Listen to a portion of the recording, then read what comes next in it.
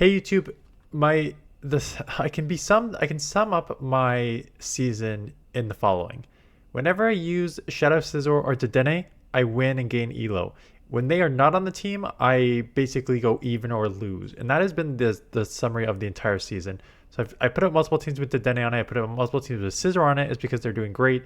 And I paired them again with Jelson and I killed it, including beating JJan here, who the only reason I'm showing this is get my revenge from the Toronto Regionals a couple of years ago here, when that Pokemon Go T-shirt should be mine. No, I'm kidding. I would never won. But for those of you who do not know, 2 years ago in Toronto Regional, I won 4 games in a row and made it to the winners final Group A, where I lost to JJan, and JJan eventually won that Toronto Regional. So just a little history for you there, which is why it was funny when I get to this matchup. Do get the payback here with this team. Very similar concepts though, as you're going to see here. So we have so we have a mirror match here. I lose CMP, and when you lose CMP, you have two options in this. I shield no matter what because you're going to be down to the red. So if you don't shield, you're going to lose in the whatever shields. Now I know I'm going to lose CMP, so I know I have to catch. He has to throw, because if I throw again, and he goes for the extra move, I'm going to take him out. So I catch the Night Slash on the Dedenne to be met with Belly Bolt. So again, pretty similar ideas, right? Both have Scizor on the lead. Both have an electric Pokemon with the buffed Parabolic Charge here. I have Play Rough. He has Sucker Punch and only electric move. So advantage to me. He does shield up the first one. That is fine. I don't know if he was going for a very aggressive farm down, but resisted on the fairy. Not going to get it. I get to move, and then I snipe with the Night Slash. Not enough to take out, but this is basically all I didn't want, because I do not want the Jelson to see this. So they will take me out, and then I will instant swap and Hex down. And then they must be very weak in the back to Jelson, because they top left when they see this right here. So there we go. Drifblim. You can play out this lead.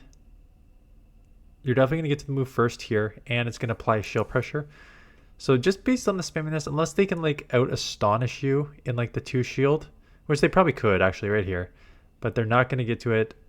I didn't think I'd get to the move, and then I didn't know if I was going to get the move off, and then so I tried to catch. Anyways, all in all, not very successful there, but do get to a surf here on the Drapion. They will have Crunch. One Crunch won't take out, and Poison Sting is going to be a very aggressive resisted down. So we both kind of threw right away, knowing that would happen. So Aqua Tail goes through, takes me out. That's fine. Dedenne's going to come in. I am going to commit a shield here and then try to commit to the farm down, and I may try and catch the next Aqua Tail on Scizor here. Just commit to the farm down and catch. Or nope, just full farm down.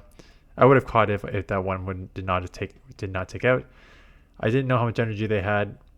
I figured a lot, so I just wanted to get this off. Take it out. What's in the back?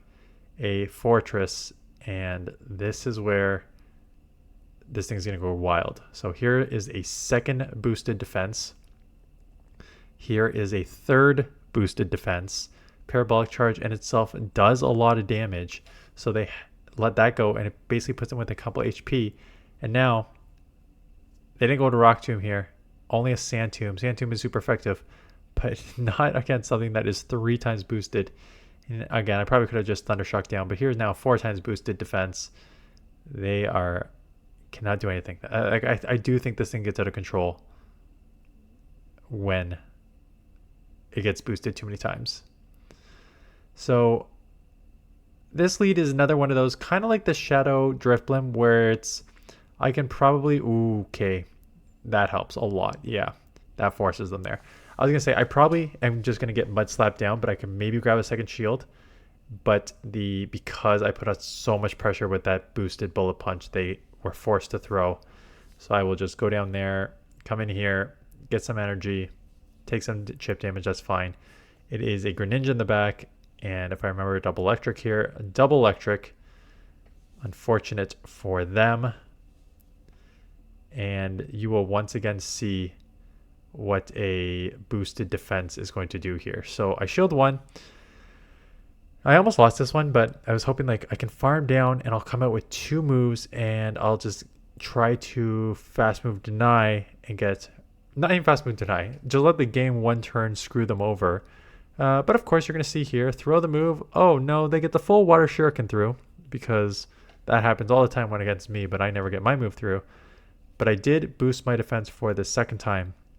And a Hydro Cannon, which would easily one-shot a Dedenne, does not one-shot. And I live and get off this extra parabolic charge.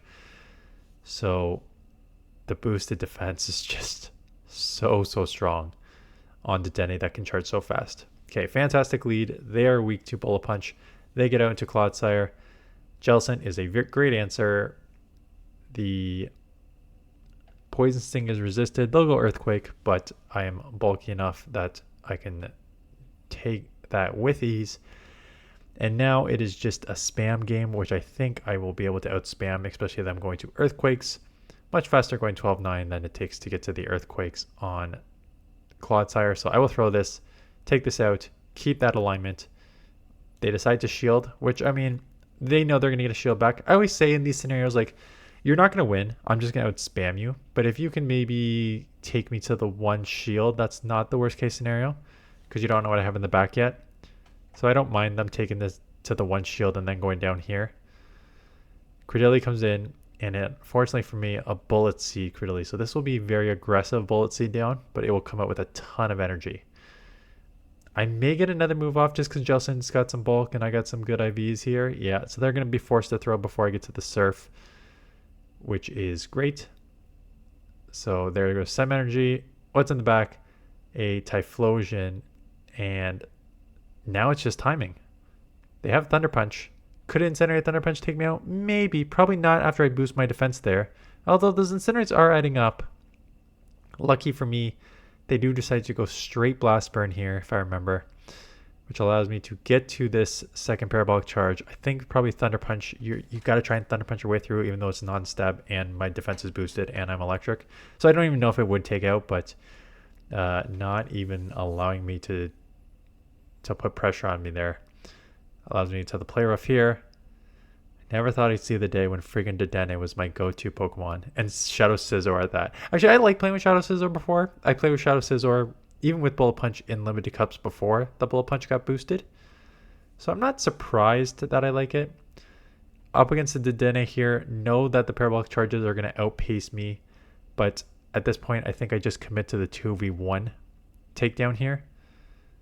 Basically, they're going to shield. I know they're going to get to another move. It would take me out, so I'm going to shield back, knowing I can Bullet Punch down with my boosted attack, even though they are boosting their defense. And they know it too, and they come Azumarill. So I'm going to start putting on pressure here with that shield, second shield here. Take it out. I'm still, again, I'm staying here. I'm 2 times boosted. I know they're going to get to a move and throw, because if they don't, I'm going to get to my move and take them out. So they have to throw. Just putting on that fast move pressure. And now I can align with Dedenne. I'm going to throw before they get to a move. Probably not enough to take out. Azumarill is very tanky, even though this is a super effective move. And I live with a few HP, which is honestly maybe even better. Yes, I have to take a charge move, but being able to come out with some energy is probably very valuable here. And they go back into their Dedenne. And that is where the energy comes into play. There's your second boost. What's in the back? A Malamar. And just get to that. Maybe they had a 1-turn leg coming in, but get to the... Oh no, we CMP'd. Does Dedenne win CMP against Malamar? Yeah, maybe. So that's great. I know they're going to get to a move first. That's just timing. That takes me 12. It takes them 10. But because it is only 10 to a foul play now, the foul play doesn't hit as hard, which means I live. Throwing the Surf right away, knowing they're probably switch lock, given how fast they were jumping around there. Take it out with the Surf. I don't know, top left it or something, but Surf lands, Hex down, 5-0, make me back some elo that I lost. And it's truly like, I ran with this team again. I played with this team. How many matchups did I play? I got 10 here and I lost 2. So, as you saw, I was down at 23-15. I'm at 23-85 now. 8-2 with this team overall. And then because I don't have a lot of submissions, please, I mean, it's probably too late now. Tomorrow there'll be one more team, which I don't even know if I have another Great League submitted, but I'll either play myself or one event. One's going to be there's an event coverage that I need to do. So that's one video tomorrow. But yeah, I tried a different Great League team immediately after this, and I lost Elo. And it's been the story of this entire season. Dedenne, Scizor, get me Elo. Literally everything else, I'm losing it. So I do think both of them are so strong in this meta. They are my Kanto Ninetales. They are my Togedemaru. They are my...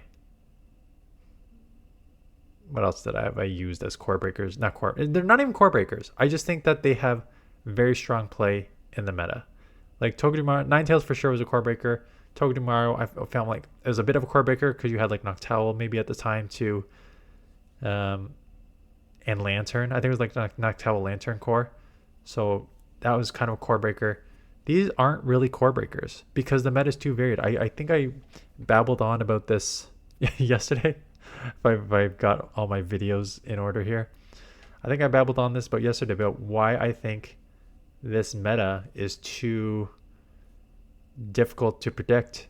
Like there's no finding that core breaker because the core does not exist right now. Nice catch here on the Steelix. I remember this. Yeah, the core does not exist right now, in my opinion, like it has in the past. So I think your best bet is to go with Pokemon that have flexibility or like flexibility against the main meta or just what I think is a broken move. I think I know a lot of people, I've said this multiple times and people are like, no, it's not because it's a worse, Parabolic Charge is a worse move than, what did they say that was a worse move than? Let me just bring up the moves here.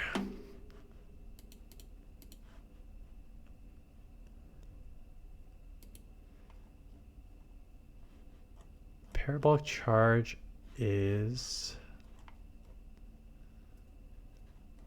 Where are you, Parabolic Charge?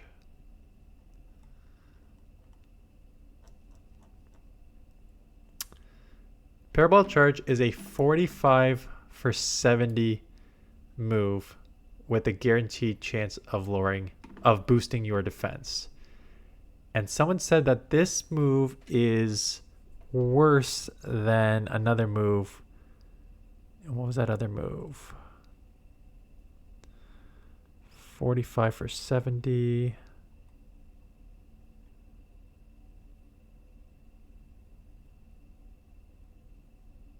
I'm trying to look at the secondary effects because they said it was very similar.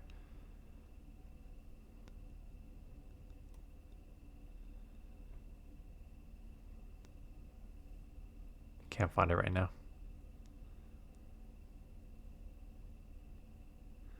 I forget what the move was, but like 45 on 70 on its own is not amazing, but I think the 45 for 70 with boosting your defense is deadly, especially on a Pokemon that can boost its defense so fast. Because like, look, there are other moves that are 45 for 70 or less. So like 45 for 70, Liquidation, Magna Bomb, Nightshade,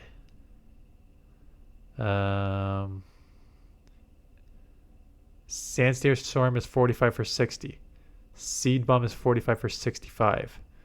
Shadow Bone is 45 for 80, but it's only a 20% chance of lowering your opponent's defense. Sparkling Aria is 45 for 80 with no secondary effects. So to have a 45 for 70 with the boosted defense... Oh, Torch Song. That was it. Torch Song is a same thing. 45 for 70. It's a clone. 45 for 70, except for instead of boosting your defense by 1, you boost your attack by 1. And I know in theory it should make sense that like it has the same 100% chance. I'm going to argue here that boosting your defense is far more superior than boosting your attack. In fact, unless it's like a double boosted attack. Then if it's a double boosted attack, it gets, or a double. Any sort of double is like Octazooka, Leaf Tornado, the Feather Dance that lower your attack by 2, or if you like Brave Bird or something and you lower your defense by 2, like that is a whole different ball game. I'm talking about the singles, and I have found that a one increase in defense seems to be more valuable than a 1 increase in attack. And I've got nothing to prove that except my own feelings, which is not a good way to do it. The only argument I will give for it of why they probably make it, again, there's statistical reasons that this is the case. Look at all the moves in this game and their secondary conditions and what they do. And there are way more moves in this game that seem to go after the attack than go after the defense. Right? So if you're looking at just moves that go after one of these things, I just said like Octazooka, Leaf Tornado, Tri-Attack does both, Sacred Fire, Mist Ball, Breaking Swipe, all attack, all go after the attack. There's a couple here that go after the defense, Luster Purge, Bulldoze, Razor Shell, but the ones that go after the defense are terrible. 45 for 45 Bulldoze, 50% chance. 35 to 35 Razor Shell, 50% chance. And then you go more to the attack, like Scorching Sands, Mirror Shot, Muddy Water, Air Cutter. Go after the attack.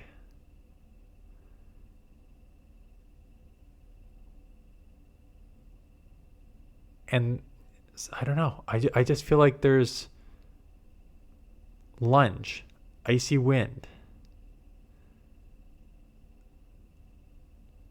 They see like all these moves, 100% chance of happening, go after your opponent's attack. Icy Wind, Lunge, Mystical Fire, Sandsear Storm. A couple of these moves I've never even heard of. Oh, Speculative Fairy move. Springtide Storm, Speculative.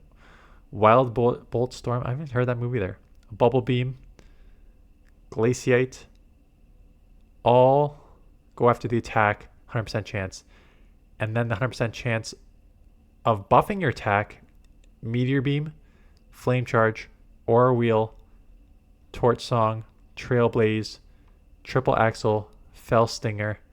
It just seems like there are so many more opportunities to buff your attack or lower your opponent's attack.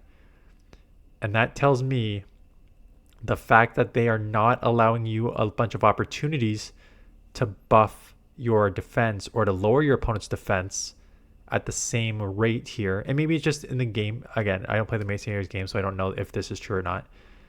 Maybe in the main series games, there's just more moves that go after the attack and not as many go after the defense.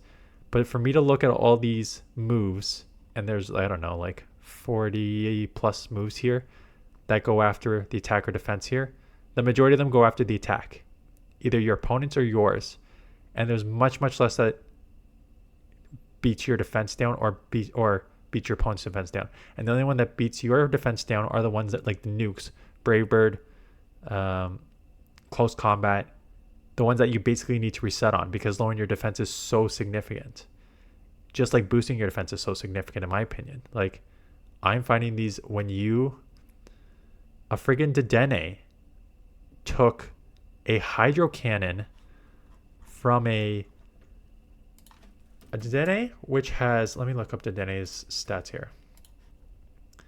A Dedenne, which we just went over the stamina versus defense whole discussion in Yesterday's video? Yeah, so go if you didn't watch yesterday's video, go watch the last like 5 to 7 minutes of my video yesterday.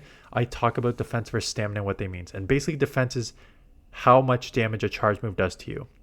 And Dedenne's defense is only 108, which is quite low. So you have a bad defense, which means that the charge moves should be doing a lot. You have a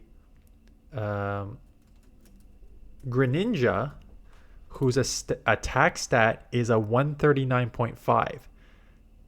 With the Hydro Cannon that gets stabbed, that's at just base damage 96, that did like 40% damage because I boosted my defense twice. That is insane to me.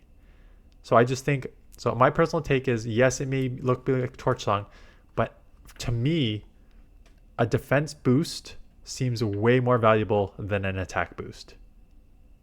I've got nothing to back it up besides just kind of looking at those numbers and how I feel playing with it. So a little less on the analytical side, but just more of like, this is how it feels when I play it. And here's my thinking about why.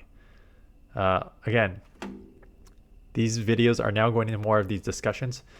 So let me know if there's any actual rationale to what I'm saying, if it makes sense. Like, yeah, the boosted attack and defense, it seems like defense is just way more valuable. I don't know. Okay, that's enough talking. Hope you have a good Sunday. Thanks for watching. Monday, there is an event. I know there's a new Pokemon.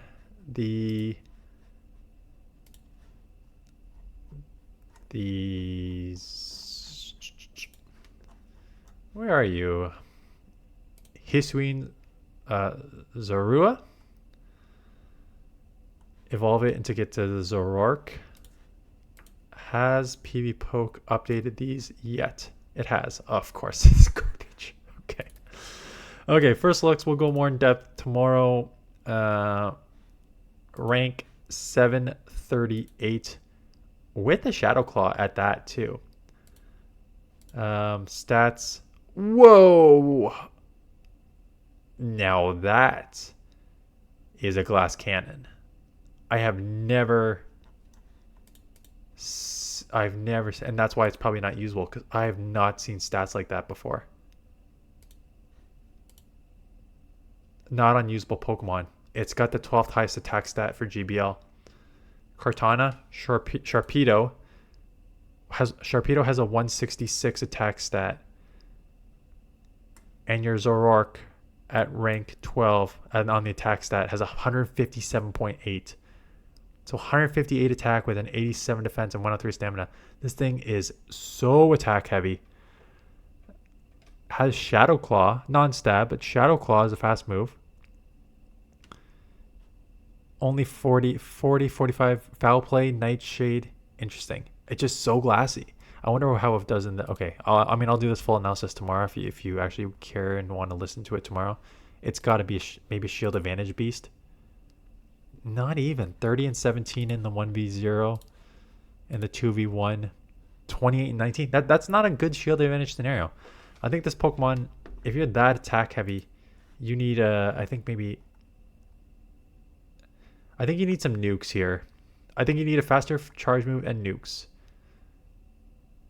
Because Shadow Claw is only doing like 3 damage per turn, which is not a ton. Yes, it's charging fast, but charging fast to get to what? A Foul Play at 72 damage, a Nightshade at 70 damage, a Sludge Bomb at 80 damage. Like, these aren't good enough for a Glass Cannon. You need a nuke. If you're a Glass Cannon, be a Glass Cannon, have a nuke. Anyways, we'll go over that full analysis tomorrow. So that is it. Thanks for watching, and I'll see you guys in the next one.